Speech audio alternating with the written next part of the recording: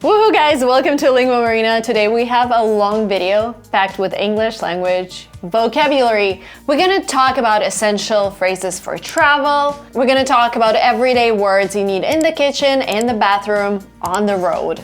Words will be accompanied with practical examples, so let's dive right into it.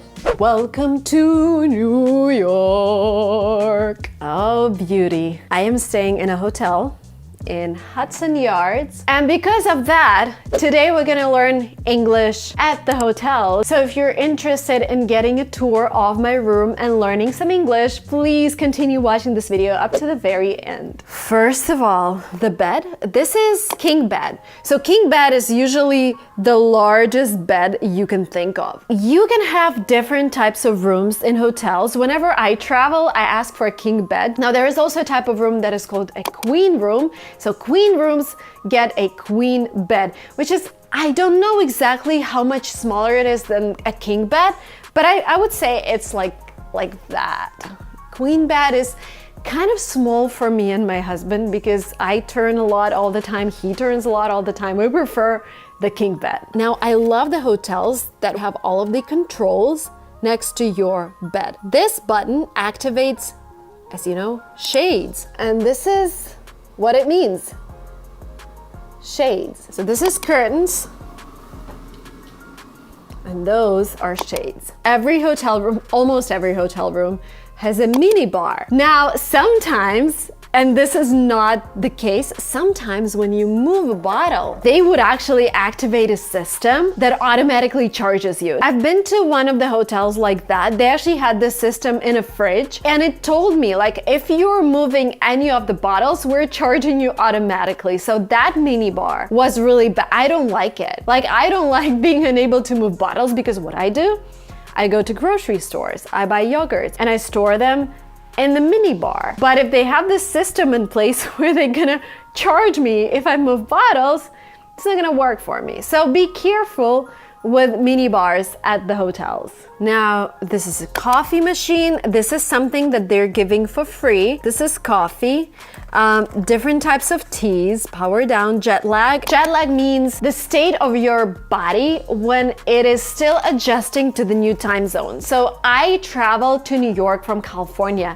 and we have a 3-hour difference. So if it's 1 p.m. in New York, it's actually 10 a.m. in California. And I am this type of sensitive person who actually feels the time difference because I can't go to bed at like 10 p.m. in New York because for me, it's still 7 p.m. because I'm on California time. So during these 2 days when I'm transitioning to the new time zone, I say that I'm jet lagged, that I don't feel like myself, maybe sometimes more tired, maybe I wake up at like 6 a.m. and want to work. This jet lag is okay, by the way, 3 hours is fine. The worst is when you travel from the US to Europe. This is the worst jet lag ever. Basically, when you travel east, for me, it's really hard. It's easier for me to travel west because basically what happens, you just go to bed later. But anyways, if you've traveled, you know what jet lag feels like. If you haven't traveled yet, make sure you have melatonin with you. I use melatonin, which is like a hormone that helps you go to sleep, or sometimes just sleeping pills. But definitely have something that you know helps you go to bed. Now here's the mini bar. Sometimes I'm afraid to touch things, but here I know they're not gonna charge me for just moving them. But anyways, if I remove something from here, I'm gonna find a bill when I check out.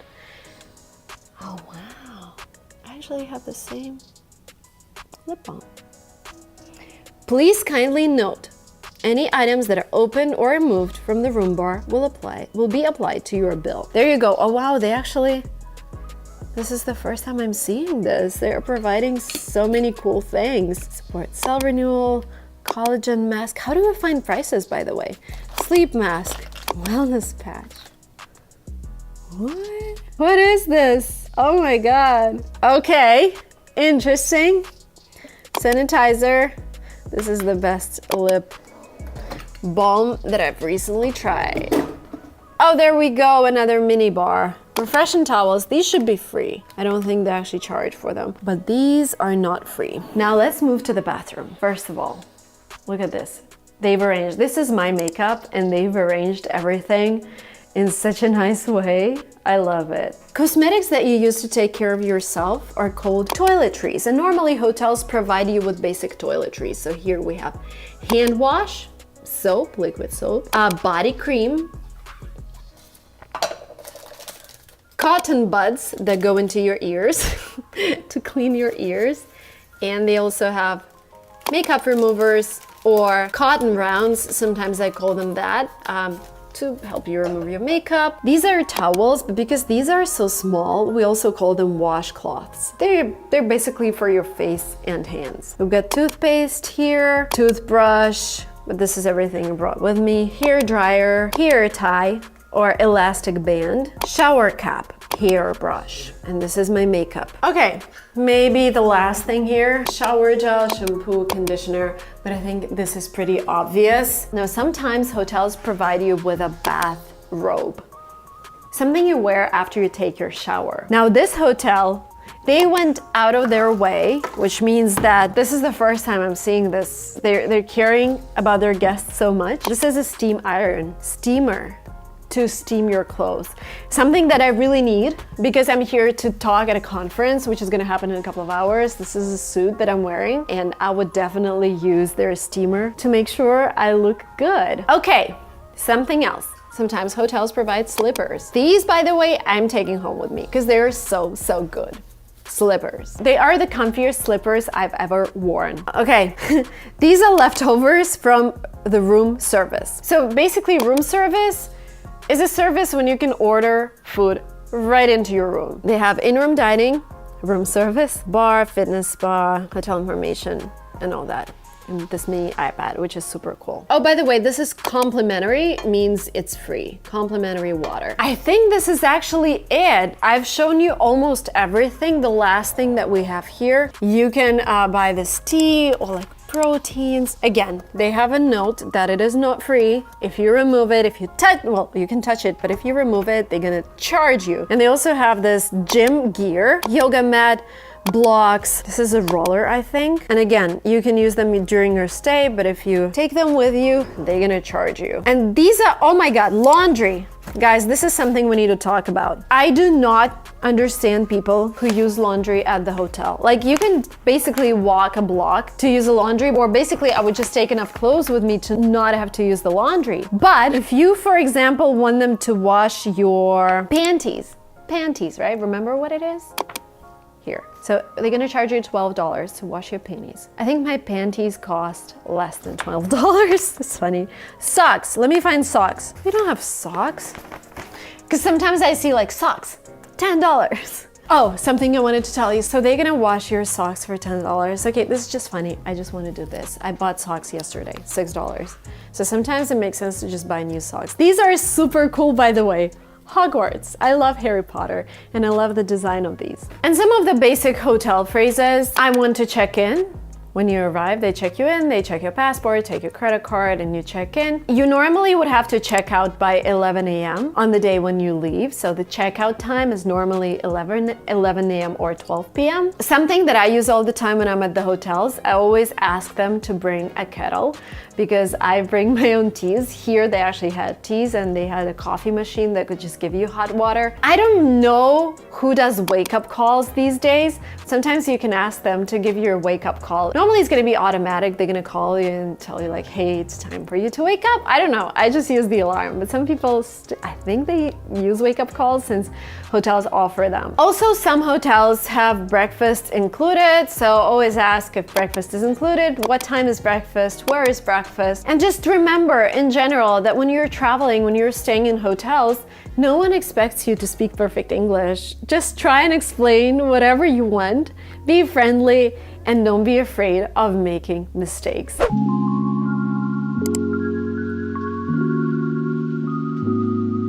So we just arrived at the airport and I booked a transfer with a transfer company, but you can also book a taxi. So transfer is something more formal and something you have to pre-book. A taxi is a car that you just catch on the street or use Uber app to get it. Of course, depending on the city, you will be able to use public transportation to get to the airport. Now once you're here, you need to figure out which terminal you're in.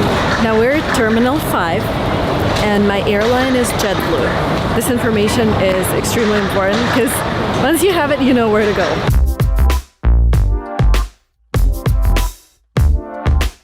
You can either carry your luggage yourself or you can rent a card. Depending on where you are, it's either free or not. In the US, it's not free, so you actually need to pay to rent a card. And I only have my carry-on with me. So carry-on or hand luggage is something that I'm gonna take on the airplane with me, so I don't really need a card. Let's go and check in for the flight. You can check in yourself using a terminal and then drop off your bags at the counter, or you can just go to the counter and they will do everything for you. But because I only have a carry-on and this is a domestic flight is within one country. If you're flying out of the country, it's called international. So because I'm on a domestic flight, I did online check-in and I have my boarding pass in my phone already. And in most of the countries, you won't need to print your boarding pass. You just show them your phone and you go.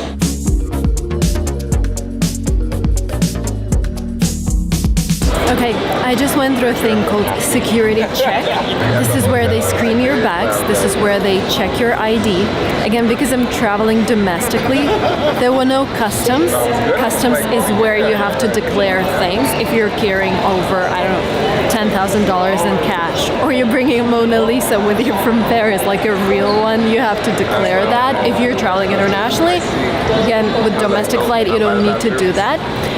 And then another thing that I've only seen it in the US, it's called TSA Pre. Basically what this means is that if you're a resident in the US, they screen you once before the flight, they give you this ID number, they check your criminal record, if everything is fine, they give you an ID number which gives you an option to go through a separate line where everything is a lot faster, like the whole security check. Now, if you're a TSA Pre and traveling in the US or from the US, then you have a separate line, which is a lot faster. And I did it, I think 3 years ago, and it was free with my bank card, and it just saves a lot of time.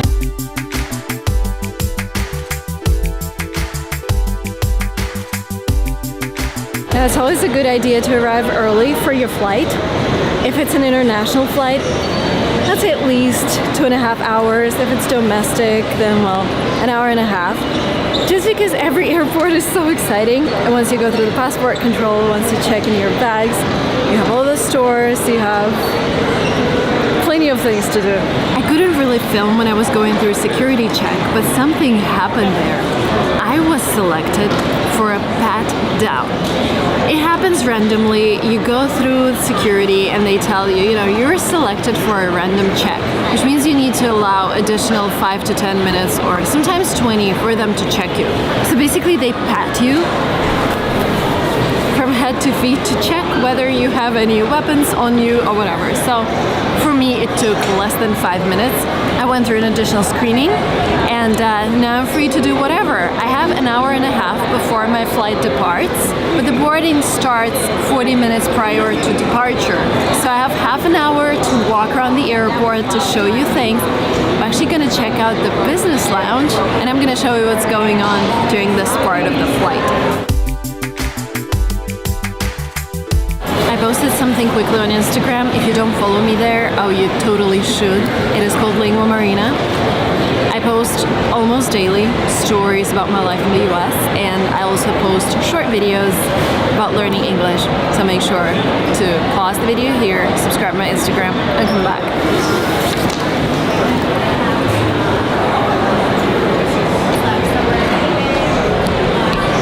This is called Departures and Arrivals Board. This is where you check when your flight departs and which gate you need to go to. Now it's super important that you actually check how long it's going to take you to get to the gate, because at some airports like Frankfurt Airport or London Airport, London Heathrow, it can take you 20 minutes to get to your gate. So it's super important to time that. Otherwise, if you're late for boarding, you can be denied boarding even if you're checked in, even if you passed everything. They can tell you, your flight is already closed. Go ahead and and book another flight, which is kind of stressful. Oh, airport security.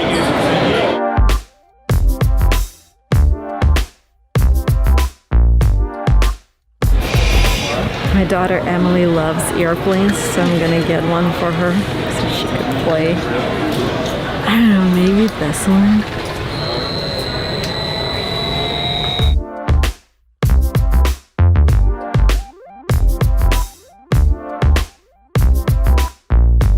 I'm at the gate getting ready to fly. Excited about the flight because I slept for 3 hours this night and the flight is 6 hours, which means I will probably sleep for 4 hours, and I'm really looking forward to it.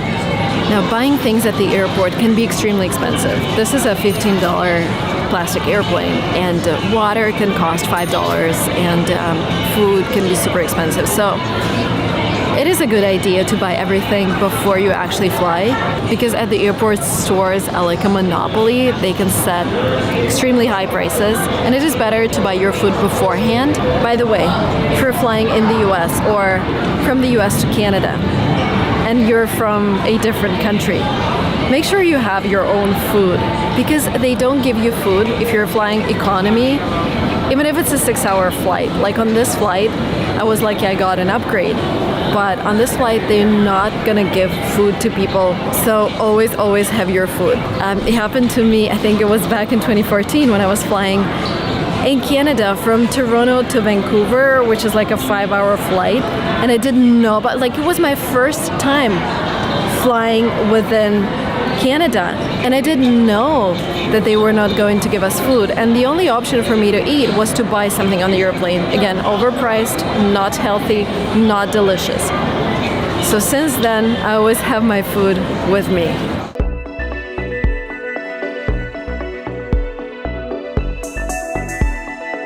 Now, when boarding the flight, there are actually several groups when you board, and if you're flying business or first, you're boarding in the first group. So basically, depending on the class, you're assigned to a different group. It is normally written on your boarding pass, so when you're ready to board, make sure you know which group you're in, because they're gonna announce group number 4 boarding, group number 5 boarding. And you can't really board before your group is announced, but you can board after that. Just make sure you don't miss that flight.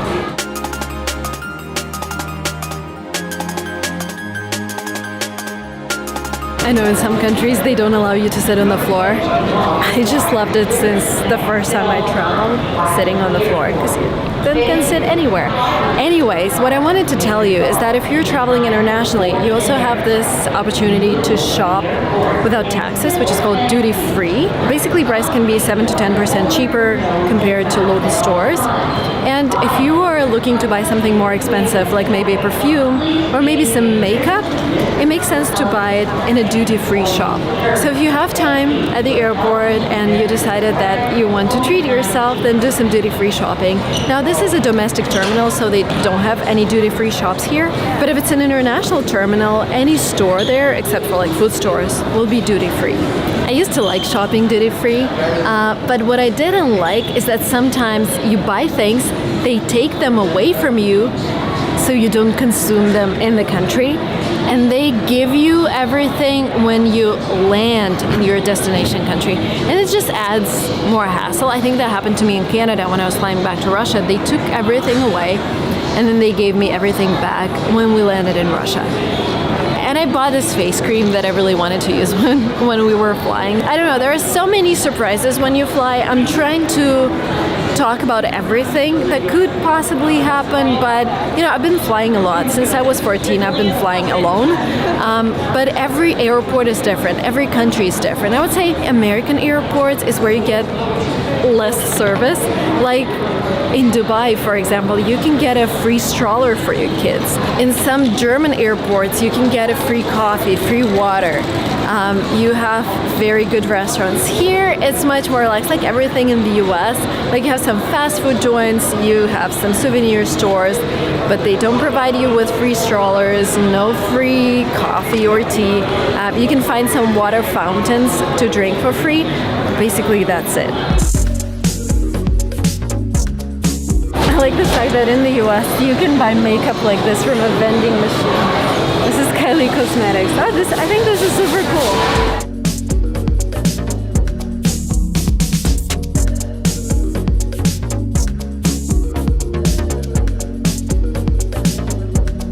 Okay, this is the restroom, pretty standard. I'm not gonna film in here, but you have the idea.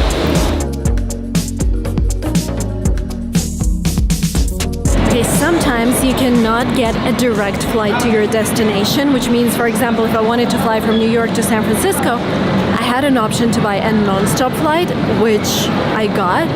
But sometimes you get two flights, and then you have your flight and your connecting flight. Normally it is cheaper, so some people prefer to do that. Takes a bit longer, sometimes it's cheaper, and sometimes it just makes more sense. For example, when we fly from San Francisco to St. Petersburg, first of all, there are no direct flights. And second, I like to take a break between a transatlantic flight, and a transatlantic flight is basically what it is. You fly above the Atlantic Ocean. Normally lasts for me like 11 hours, so I like to take a break at the airport, stay at the hotel, and then take my connecting flight to my destination. A couple more terms that I want you to know. A long haul flight is normally a flight that's longer than 6 to 7 hours, and another term very popular in the US called a red-eye flight. Basically, I like how American English is created. Basically, a red-eye flight is when you have to wake up super early, maybe like even 2 a.m. in the night to get your flight. And when you arrive, because you didn't sleep well, your eyes are red. So this is called a red-eye flight. Now, Americans are obsessed with collecting miles, and I'm obsessed with collecting miles. You get some banks give you miles for using their credit cards, like Chase Bank or Brex. So you collect miles, and then you can redeem them for your flight. This means you can fly business class for like $60 and 150,000 miles. Which again, in my case, because I have a business and we have a lot of transactions, we have a lot of miles that I can redeem for business class flights. Now, one more thing. There is business class and sometimes there is first class. Now, first is supposed to be like extra luxury, but not in the US. Sometimes first class in the US just means wider seats and that's it.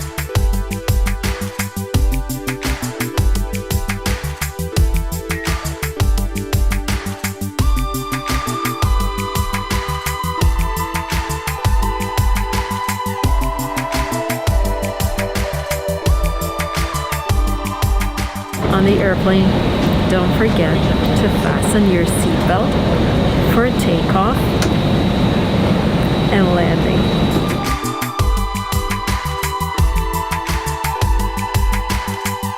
Okay, I have arrived. I slept through the whole flight, which is perfect. Now when you arrive, if it's a domestic flight, you just go to baggage claim to get your suitcase, and then you go to taxis, and then you're out, and that's it.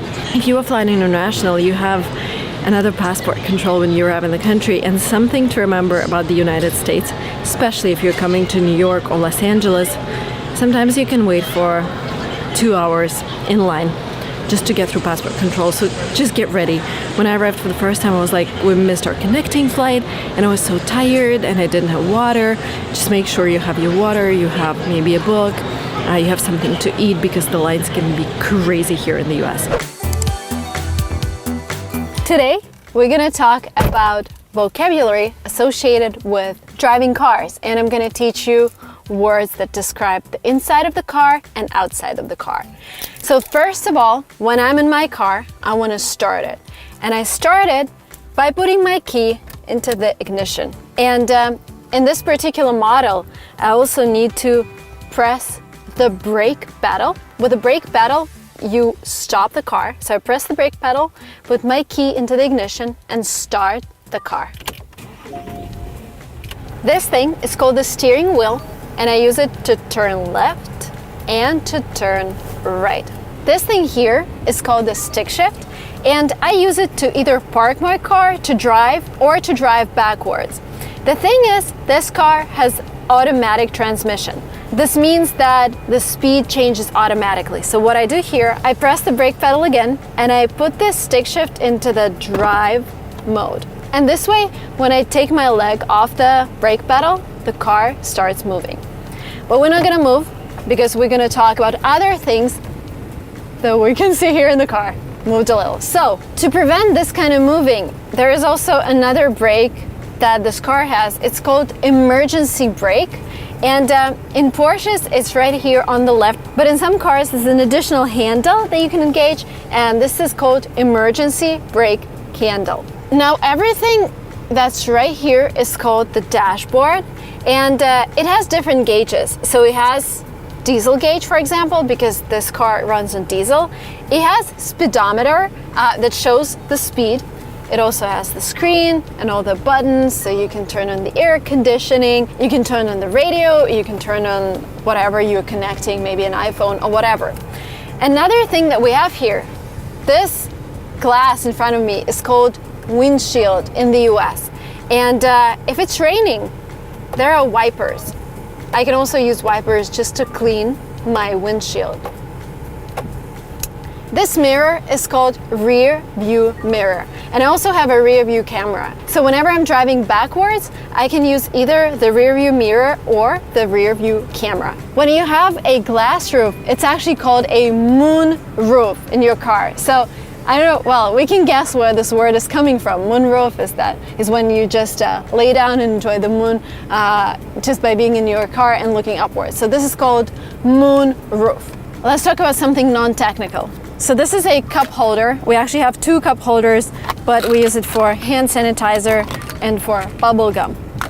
We also have a so-called glove compartment. Again, we don't have any gloves there. We have a CD, we have a face cream, and we have some documents that relate to this Porsche. By the way, some Americans say Porsche, which I think is really wrong because the car is produced in Germany, and in German you say Porsche. If you press in the middle of the steering wheel, and I'm only gonna do it once because we're in a residential neighborhood. Here we go. This is called horn. Horn. Whenever you're driving, please make sure you're wearing a seatbelt. So you can wear a seatbelt. The process of putting the seatbelt on is called tightening the seatbelt. So with this button, you activate emergency lights, and all the lights start blinking. And then if you want to open the window, you press the button that is called window power, and the window goes down. In the same way, it goes up. This thing is called a visor. A visor protects driver's eyes from direct sunlight. And this one also has a mirror and a light. So if we want to start driving, I need to press the gas pedal. By the way, this is the passenger seat, this is the driver's seat. Now let's talk a little about what we have outside of our car. So here we have our door, and we have the door handle that helps us open and close the door. This is our side mirror. So if you're a driver and you look at the side mirror, you see what's happening on the left side of your car. Now my car also has a car seat for the baby, and it's a rear facing car seat because whenever Emily's here, she's facing rear, and for all the infants and all the small babies, you have to have a rear facing car seat in the US. This is my car's trunk, and I can open it by pressing this button on the key. Welcome to the trunk. It's actually empty. I like when my car is empty, I like to have a lot of free space here. And I'm closing it. This right here is called a license plate. In California, you're required to have two license plates, one in the back and one in the front. They also give us these stickers that certify that we have paid our taxes and fees this year. Of course, every car has four wheels. We have the wheel itself. This is the whole construction, but the black rubber thing here is a tire. Sometimes that happened to me actually 3 times in my life. You have a flat tire. So whenever you hit something with your tire and it goes flat, like, then it's called a flat tire, and then you just have to go to a car shop to fix it. Now here we have our gas tank. So I come to the gas station, I fuel my car, and I close it. Every car has a lot of lights. So we're gonna start with a brake light. We also have indicator lights, so they indicate that the car is here. Then we have signal lights that start flashing whenever we're turning right or left. Now here we also have fog lights. Here we also have exhaust pipes. So whenever you're driving, whenever the car is activated, whatever the car is producing is coming from these pipes. And we also have a spare tire. It's in the trunk, but some cars would have it here underneath. Here in the front of the car, we have our hood, and the engine is there. All the technical details are there.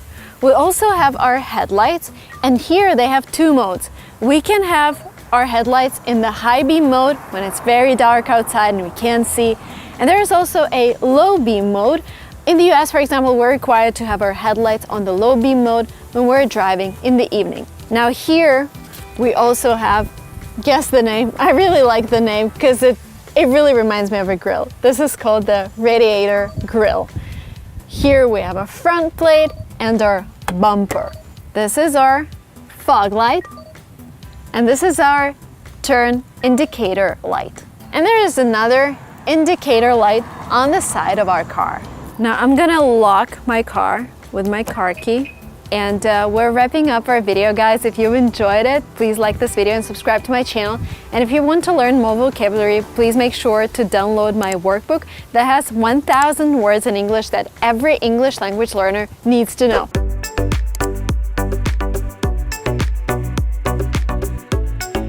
So kitchen is a place where you prepare food. In some American homes, you also have a dining room, which is separate. So you will prepare your food here. We are in our house, I'm gonna show you, we actually have this dining room, but I was like, why have a separate dining room when we can have kids' room here? So this is actually the previous tenant who lived here. We looked at the photos. He actually had a huge dining table here. And I guess that makes sense if you have a lot of parties at home, if you like to invite guests. But for us, we decided that we're gonna have this dining area as a part of our kitchen. And this is enough for us right now. All right, let's start with this corner. This is our dishwasher. We'll put our dishes here. By the way, if you wonder what this is called, this is your rack in the dishwasher. So something to put your cups, utensils on. We have dishwasher detergent, and you put them in your dishwasher and it helps your dishes stay clean. This is called Rinse Aid. And this is something again I've learned when I came to the US, because in our previous apartment, our dishwasher said low rinse aid, refill rinse aid. And I was like, why do you need something extra? So this just basically helps your dishes dry better, and they're sparkling, they're clean. Yeah, it kind of helps, but I also think people just invent a lot more stuff to get your money. I don't know, but we still use it. Rinse Aid. This is our sink, so if you wash your dishes manually, you use it. You use dish soap to clean your dishes. And you also have this tap. In Great Britain, it's called faucet. The thing is, whenever you travel, in every country, you will have different perks that taps have, so you kind of have to figure out how they work. The first time I entered this house, I switch on water and there is no water. And I tell the agent was here, and I was like, we have no water and we're moving in today. I need water. We just flew here from Russia. And she said, try this. Like, seriously? And every single person who comes to this house, they tell me, Marina, you don't have water in the kitchen. We do have it. There's just this sensor right here to make the process more automatic. But I don't know.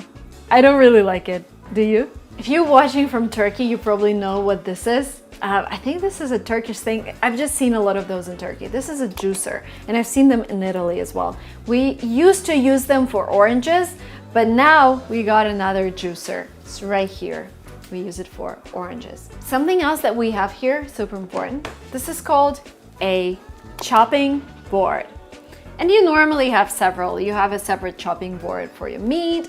You have a chopping board for bread. Like, for example, this is our bread chopping board. It's wooden. This is paper towel, super useful. You can use it instead of napkins, or, you know, something that is a must-have in any kitchen. This is a thing that completely changed my life. Cost $10. This is an egg cooker. So instead of cooking your eggs and boiling them using the traditional method, a saucepan, etc., you just put them here, you add some water, and it starts and then it stops automatically, makes the sound. Since we got it, we just used this. We stopped doing eggs the regular way. We have our kettle here, but the thing is, another life hack, we got a water dispenser. So here in the US, we pay around $6 to rent it every month. But this water dispenser actually dispenses hot water, which means we stopped using the kettle. We only use it when we need a large amount of water for like boiling tea for many people. But if I want to make myself a cup of tea, I will just use this water dispenser. And you can use it for both cold water and hot water. Here we have our fridge, messy. Welcome to our fridge. I'm not gonna point at food this time, but if you want me to point at food, we can make a separate video. We have the fridge and we have a freezer. So everything here is frozen. One of the best ice creams here in the US. Chocolate. If you have food that doesn't require refrigeration, then you store this food in the cupboard. And well, I did some reorganizing a couple weeks ago, but you can't really tell. We've lived in this house for 8 months. Oh my God, where is this coming from? So much food. We have our pasta here, we have coffee, we have dates. It's my favorite dessert replacement. Oh, and if you wonder what this is, somebody told me this helps to prevent ants, but they came here yesterday and they didn't care about my orange peels. So here we have another juicer. This is actually a fancy juicer that lets you juice anything from grapes to... We stopped using it. The problem is I only want to juice oranges and this is not good for oranges. It's a toaster, coffee maker or coffee machine. Nespresso is my favorite. Here we have a blender. This is my waffle maker, but again, so bad. I've only used it like a couple times and then I decided that I need less gluten in my life. So this whole thing is called a stove. It can be electric and gas. A lot of states in the US, a lot of cities are actually banning gas stoves. So we already have electric. And this thing here is called an oven. So for example, if you're baking something, be careful when taking your tray out of the oven because it can be too hot. This is a kitchen towel. Super useful for every purpose. This is your frying pan. This is a larger one, so we do vegetables here, but we also have a lot of different pans right here. We have like a smaller one as well. This thing here can also be called a saucepan, and this can also be called a pot. This is a gift I got from my friend who lived here in Silicon Valley. She attended Stanford and now she's gone and she lives in Paris. But before she moved, she gave me a lot of stuff from my kitchen. And this is my spice rack that was gifted by that friend. And we have several spices here. In a typical American home, you would also have some space for supplements. Americans love supplements. And this is what I also realized when I first came here. In every single home where I came, there was a special rack with a lot of supplements. And I was like, wow, that is exciting. Like people care about themselves. People care about taking vitamins. And I've started doing the same and I feel better. Let's go through some smaller things that are also useful. This is a grater. You grate your cheese with it. This is a measuring cup. And if you look at American recipes, and this is, by the way, another great way to learn English. I remember when I was back in Russia, I would only look at American recipes because I wanted to get acquainted with the culture and the food that people eat, but also because I wanted to learn vocabulary connected with cooking. In a lot of American recipes, people measure stuff with cups, like 2 cups of flour, 1 cup of milk, and this really helps measure everything. This thing is called a whisk, and you use it to whisk your eggs, flour, whatever. Whenever you're baking, you would use a whisk. Another type of measuring cups. 1/4 of a cup, 1/3 of a cup, 1/2 of a cup, whole cup. Very useful. This is spatula. So whenever you're frying eggs or making pancakes, you use it to take them from your frying pan and onto the plate. Spatula. This is a game changer. This is called peeler, and you use it to peel your potatoes, cucumbers. When I used to peel potatoes and cucumbers with a regular knife, this is a knife, I would peel half of the potato instead of just peeling its skin. But when I started using this, and this cost like $1 from IKEA, game changer, I became like a professional chef peeling vegetables. When I say colander, do you understand what this means? Let's find a colander in my kitchen. Is it gonna be here? Oh yeah, this is your colander. When you make your pasta, you put it here to drain. So the water comes from your pasta and you enjoy it without any water, and colander helps you with it. Now guess what's this called? And again, depending on where you're from, when I first saw it, I was like, what do you use it for? This is called tongs, ladle. You absolutely need it if you like to cook soups. We have this small ladle. They came with this Instant Pot, and Instant Pot is another word that I want you to know. Instant Pot is used to create anything basically, but we use it for soups, we use it for poultry. Poultry is chicken, duck, etc. We use it for oatmeal. So Instant Pot, in order to take things out of Instant Pot, they gave us this. This is a plastic ladle. And we also have a metal ladle. It's a big ladle. Rolling pin. You use it to flatten your pastry whenever you're baking something. Rolling pin. This is called corkscrew, for you to open your wine bottle. Corkscrew.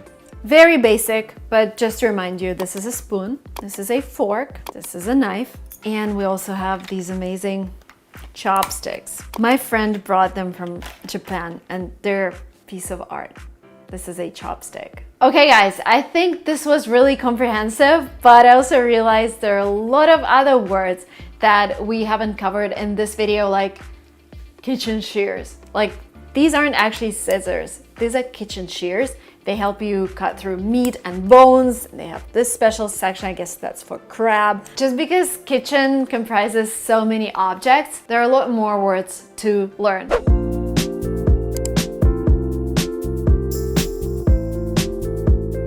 I am in an American bathroom, and the first thing that I wanted to start with is something that surprised me in a lot of American bathrooms, because this is not a typical one. Because this bathroom has a handheld shower. This is a handheld shower, you can hold it in your hand. There is also a rain shower that comes from the ceiling directly. Normally, in an American bathroom, you would only have one type of shower, which would come from the wall, and you won't be able to take it with your hand. In a country where I come from, in Russia, normally we would have a handheld shower.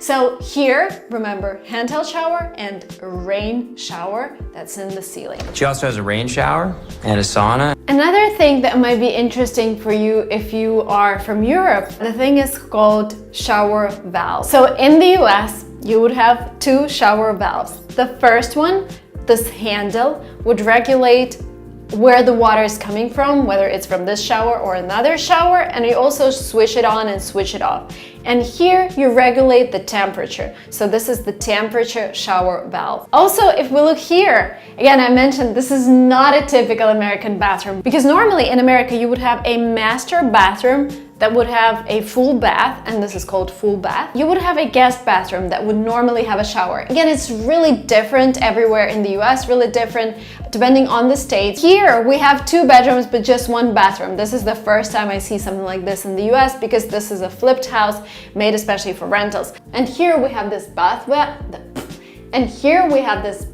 valve that regulates the bath, and we have the temperature valve. This is the bathtub, but here it's also a hot tub because it has this massage and air bubbles option. So in a lot of countries you might call it jacuzzi, but jacuzzi is actually a brand. So the correct word for this kind of bathtub is a hot tub. Now here we have a towel. You can just put it on your bathtub, or you could put it on your towel rack. And by the way, if you're staying in a hotel, normally you would have 4 towels per person. Let's talk a little about the products that we have over here. We have a shampoo for your hair, and this is what you start with. And then you move on to hair conditioner. This is something that helps your hair stay shiny. This is used to wash your body, and there are several words that you can use. You can just call it a soap.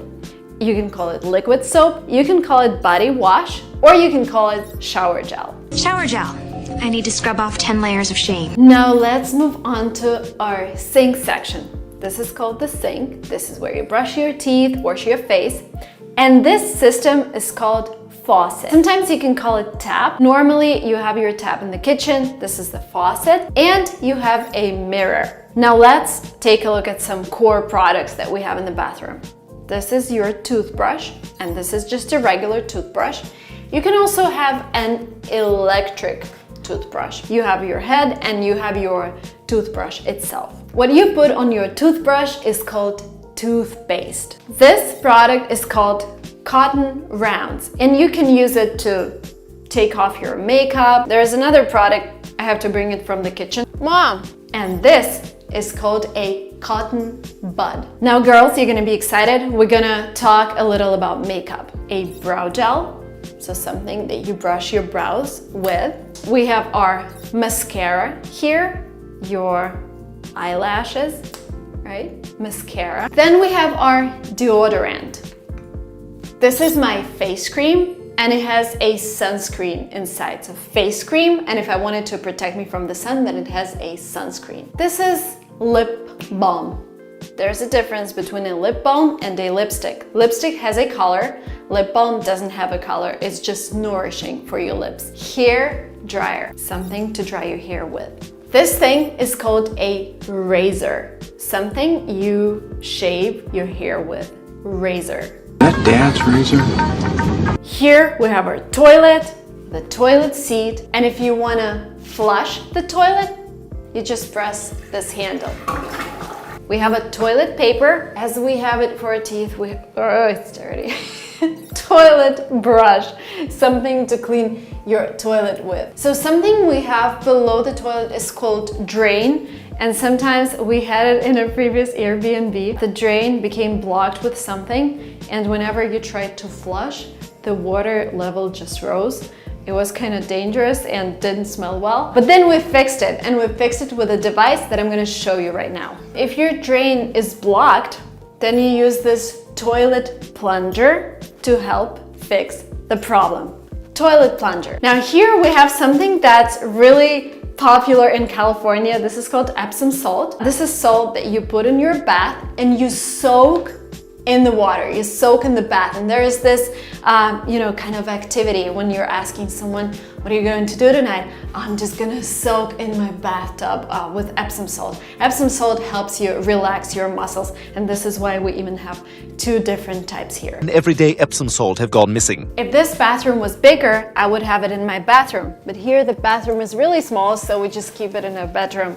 This is called a laundry bag. This is where you put your dirty clothes, because otherwise they would be just scattered around your apartment or around your house, and then you just bring it to your laundry room where you wash everything. There are a couple of things left that I wanted to show you. So here we have our towel hook. You can hang your towels here. Then in the ceiling, we have an air vent. It helps the air from the bathroom go away so you're not stuck in this mist and fog when you're showering. Whenever you're coming into the bathroom and leaving the bathroom, you have this light switch and another light switch. And the last but not the least, what we have in a bathroom is a bathroom trash can. So it's the same word as for the big trash can that you would have in your kitchen or outside of your house. This is just a bathroom trash can. It's a little smaller.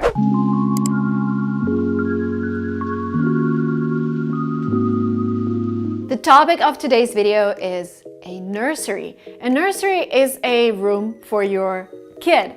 The thing is, we don't have a separate room for our kid right now because, well, we have a separate room for an older baby, but for a new baby who is 2 months old, we have our bedroom, and we have a lot of interesting objects here, and we're gonna start with a crib. This is a baby crib.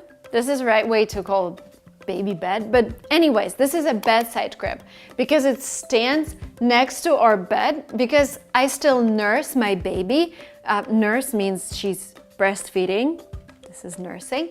Because I still nurse her. She wakes up 1 time per night to nurse. So I like to have her next to me so I don't have to stand up in the night, nurse the baby, put the baby down, go back to bed. Here we have an amazing thing called a swaddle. When you swaddle the baby, you basically put her into this object and she can't move her hands because babies, especially newborns, they can't really control their movements. This really helps babies to sleep better. This is called a swaddle. Now, this is your diaper. I don't know if it needs explanation, you know what it's for. This is a diaper. The next thing that is super useful, pacifier basically saves my life. With my first kid, I read a lot of articles that if a baby takes a pacifier, they're gonna have problems with their teeth. The thing is, well, when she was 2 months old, I was really tired of her crying all the time and I gave her a pacifier and suddenly she became a different baby. So with the second baby, I just gave her a pacifier right away. Really helps. Pacifier. Let's look at some baby clothes. This is a typical example of a onesie. Onesie is basically your t-shirt, but because it's for a baby, it actually closes here so that it doesn't go up and just for a comfortable wear. This is a onesie. This is called a bodysuit. So it's basically your shirt and your pants together. Bodysuit. This object, by the way, is called a chest of drawers and yeah, we use it to store baby's clothes. Some people would have a changing table in their room. So basically a table where you put your baby, you change their diaper, you dress her. I don't know, I just use our bed for it. This is our changing table, but just so you know, a changing table is actually a thing. Another object that I wanted to show you, this is called a bassinet. So bassinet, it's different from baby crib in a way that baby crib, I think this one can be used up to 8 years of age. This is from 0 to 4 months. So sometimes you don't want to get it if you're hoping for just one child, or you can borrow things from other people because it's only useful for 4 months. But the thing is, this is an automatic bassinet. So it has a button, you press it and it starts rocking like this. I can actually demonstrate. So it's rocking automatically, it's making sounds to help baby fall asleep and stay asleep. Now let's look at some fun things. This is actually, I love the name for it. This is called baby gym mat because babies do some tummy time. Tummy time is when you put a baby on her stomach and she learns how to hold her head. And yeah, this is called tummy time. And you would use this for the baby's tummy time. You would put the baby here, put this below her head, so if she drops the head, she doesn't hit herself. And yeah, you can hear the baby from time to time. She's very close to here. This is called a rattle, and you can have different rattles. This is like a toy rattle. This is just something, I don't know, something weird, but babies like the patterns. It's another rattle. Another very, very cool object. This is called a bouncer. You put your baby here. By moving, she bounces this thing and kind of helps baby stay entertained. The brand is Baby Bjorn, and I actually heard older people just say we have a Baby Bjorn at home, but this is a bouncer. Another thing that you can do with your baby is rock your baby. And this is a bassinet as well. I have so many bassinets. It's just my friend. She has 4 kids. And this time she decided to gift me a lot of bassinets that she had. This is actually a rocker as well, because you can rock it manually. And I have it here because sometimes I jump on calls and my baby's with me. It just helps soothe her if I'm on a call and I can't take her with me. This is for my older baby. This is called a potty. If the baby is learning how to use a potty, you call it potty training. And if your baby knows how to use a potty and no longer needs a diaper, you say that a baby is potty trained. That means that she would tell you that she needs a potty. The most frustrating thing about all of the words that I'm mentioning is that no one taught those words at school. Like, at least at my school, we didn't learn them. And when I came to the US, I became super confused about all the objects I could not name. This is why at LinguaTrip we created a workbook with the most useful vocabulary. It's not just another workbook that's full of charts and tables that you're never gonna use. This is actual help with your English language. It is called Secrets of English for Intermediate Learners. In this handbook, you'll find up-to-the-moment words and phrases, grammar, ways of forming new words, pronunciation, and even tricks for managing efficient small talk. We tried to compile all of the secrets of native speakers in this workbook. Because you're watching this video, we're giving you 66% off the total price. So the cost of the workbook for you will be $4.99. The link is down below. Learn new words, learn new vocabulary, and speak like a native speaker, and our workbook will help you with that. The link is down below. We have a new host. Her name is Emily, and her face is a little dirty because she just ate a plum. But anyway, she's gonna help me explain what a swing is. This is an automatic swing because, well, it swings. Very useful. So this is called mobile. It can be separate. Sometimes you just see them and you can attach them to the bassinet or a crib. This is called a mobile. And you can switch it off. Let's show them baby wipes. These are your baby wipes. They're normally super organic, don't have a lot of alcohol, etc. because they need to be good for sensitive skin. For sensitive skin, and we're gonna clean our baby. Clean our baby.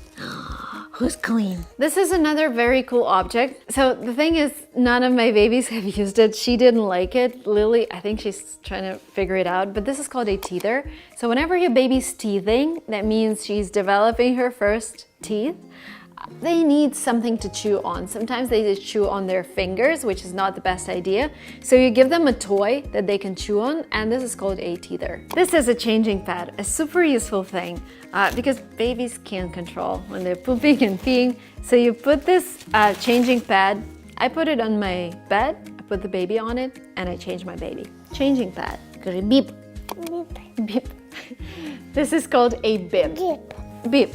This, you put it right here. So when baby's teething or they just have too much saliva, it's coming out of their mouth, or they have milk, and use bib to protect baby's clothes. By the way, something super important. You can call baby anyone, like she can be called a baby, but if you want to say newborn, newborn is a baby who's up to 28 days of age. After that, they're no longer newborns. And newborns, this is my favorite stage. They're so cute, they sleep all the time, they're so tiny. This is a newborn. When they're older than 28 days, from 2 months to 12 months, they are called infant. After that, they're toddlers up to 3 years, and 3 to 5 years, they are preschoolers. So there is actually a separate word for every single age, but in general, you can say baby. What you hear right now is a Russian sound book. Can we show it? Can we show it? It's a Russian sound book. So whenever you press a button, it plays a song. You want to press it? Нажимай. Another word that I want you to know is called formula. So I'm breastfeeding. We don't really need a formula because I produce my own milk. But some moms choose to not breastfeed their babies and they buy formula. Formula is like artificial milk. This is baby feeder pacifier. So it looks like a pacifier, but you actually put some food in it, and babies can suck on it and consume some adult food like apples. Baby feeder pacifier. One more thing I wanted to show you. We actually have it in our kitchen. The thing I wanted to show is called Moses basket. This is another form of bassinet, but it's actually a basket, and it can be carried around and it's really light. But again, my baby's 2 months old and she's already outgrowing it. It's very good for photos for Instagram, and it's just nice. It's on a rocker, so whenever I'm eating, I would put the baby here and rock her, and she's gonna sleep. Oh, one last thing in the kitchen. High chair. This is a chair that you use for a baby, so whenever you come into a restaurant, you don't really ask for a chair for a baby, you ask for a high chair, and this is what they're gonna bring you. There is one car seat that we have here just because it can be carried. This is infant car seat, so it's good up to 12 months, and after that you get a baby car seat, which we already have for Emily, and it's in our car. And now let's go into the car so I can show you something. Beep beep. This car is actually like a baby car when you have to, oh my God, look at this. Oh my God. Yes, we have a lot of stuff. So what you actually see there is a baby car seat. So this one cannot be taken out. You have to take out the whole construction. And it's not the best for newborns and infants, just because with your infant, you just want to carry carry her with you and she can walk already, so we don't have to take her seat out. And let me show you, I'm gonna show you something that is called baby carrier, game changer. If you have a small baby, this is something that you put in yourself. It's like a rucksack, but it's in the front and you put your baby here. This is called baby carrier. And of course you have a stroller, that's super useful. I don't know how people survive with those strollers, but we have 5 of them, I guess. And we just close the trunk. Thank you guys so much for watching this video up to the very end. I hope you enjoyed it. And let's thank Emily for helping me create this video. Thank you, Emily. Emily, how do you wave? Bye. Bye-bye. Bye-bye. Right now, I am walking on a sidewalk. This is the part of the street specifically designed for pedestrians like me. Sidewalk. Painted lines on the road indicating where pedestrians can safely cross. Crosswalk. I don't know about you guys, but this thing is very American for me because of the movies I've seen, because of all the videos on the internet where people drive into a fire hydrant and cause a huge water explosion. This is a fire hydrant. Normally it's red, yellow, or white, and you can't park near the fire hydrant. And this is where you see this red color, which indicates that there is no parking here. This is a parking meter, a device for collecting money in exchange for the right to park your car for a limited time. I know parking can be really confusing in big cities, so always look for parking meters and signs that tell you when and where to park. And honestly, guys, if you travel to the US from abroad, just get ready for these crazy parking fees. You can park your car in this parking lot for $3.50 for each 15 minutes. And if you park for the whole day, it's $34. Welcome to San Francisco. I am standing on a manhole. This is a metal cover in the street providing access to underground utilities. Manhole. In some cities, you'll see objects like this one in the street. This is a bike rack. This is where you can park your bike and secure it. The problem is, in San Francisco, even if you secure your bike, it doesn't really prevent theft. I know that at Stanford, the most popular crime is when people steal your bike or parts of it. This sign points out where handicap access is. It's access for people with disabilities. Behind me is a sign that says one way. This means that traffic flows in only one direction on a particular street. Do you see that this portion of a street is slightly raised and is designed to slow down vehicles? Speed bump. By the way, guys, if you're watching my videos for the first time, my name is Marina Mogilko. I moved to the US in 2016. I'm a language learner myself, but also co-founder of a language learning company called LinguaTrip. And at LinguaTrip, we have amazing teachers teaching you English in the most fun and efficient way. I'm also there as part of the course to motivate you and make you happy about learning a new language. So if you're willing to continue learning with us, check out the link below. We have a subscription where you learn new things daily with our teachers. Thousands of students have already learned English with LinguaTrip. They were able to get into universities of their dreams. They were able to pass language tests, and they started living lives of their dreams abroad. If you want to learn English with LinguaTrip, the link will be down below. This is a trash can. This is where you put your trash. But what's interesting about this one is that it has this special section for recycling, for your plastic, for your cups, and this is the general trash section. Trash can. This is a bench where you can sit. Normally you can find benches close to bus stops, and we have one right here. Somebody forgot their shirt. And this is a typical bus stop in San Francisco. No digital signs, nothing, but some stops do have them. Yeah, just your bus stop. And as you know, the US is not the best place in terms of public transportation. London is better. SF is like, it's kind of getting there. We have buses, we have trams, but a lot of people would just use Uber or rent a car. This is a bike lane, reserved lane on the road for cyclists. Street lamp is usually found on the side of the road and it's used to light it up. Street lamp. This is a very San Francisco trash can. You can just open it by stepping here. First of all, I want you to remember this number, $238. This is your fine if you don't stop at a stop sign. In California, a stop sign means a complete stop. Otherwise, if you're spotted by a police officer, the fine is $238 plus fees. Hi, can you make a decaf pumpkin spice latte? Yeah. Thank you. What size do you want that one in? Small and less sugar. Less sugar, so no whipped cream. No whipped cream. Do 1 pump of the pumpkin sauce? 1 pump, yeah. 1 pump. It's the lowest sugar I can get for you. Okay, thank you. It's gonna be $5.45. And decaf, right? Yeah, thank you. Okay, I got a drink that a lot of Americans drink in October, and it is called a pumpkin spice latte. It smells like pumpkin. And it tastes like one. Warms me up. Guys, I just want to show you this hotel. It's so pretty. It has these pumpkins. We're getting ready for Halloween, for Thanksgiving. Just look at this beauty. It looks like Paris to me. I've had so many meetings here when I was living in San Francisco. Look at this flower arrangement.